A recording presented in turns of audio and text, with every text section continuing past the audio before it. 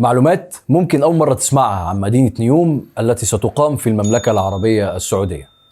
يلا بينا نعرف. نيوم هو المشروع الأذكى والأحدث في العالم كله، لدرجة إن هم هينوروا المدينة بالكامل بالليل عبر أقمار صناعية. ستقام هذه المدينة على إجمالي مساحة 26500 كيلو متر مربع، يعني أكبر من نيويورك ب 33 مرة. مكانها هيكون في محافظة تبوك، وبالتحديد على ساحل البحر الأحمر، والمدينة دي هتضم دول تانية زي الأردن ومصر. تكلفة مشروع مدينة نيوم تقريبا هيوصل ل 500 مليار دولار أمريكي. طب أنت عارف إن مدينة نيوم هتبقى مدينة نظيفة بالكامل، وهتبقى خالية من أي انبعاثات أو ملوثات بيئية زي انبعاثات ثاني أكسيد الكربون، لدرجة ان هم هيستخرجوا المية من الهواء. طيب دي اخر معلومة. مدينة اوكساجون، ومن المفترض ان هي هتبقى اكبر مجمع صناعي عائم في العالم كله، ومن المفترض ان احنا هنشوف الكلام ده كله قريب جدا سنة 2030، يعني 7 سنين تقريبا من دلوقتي. طب انت عارف ان انا عشت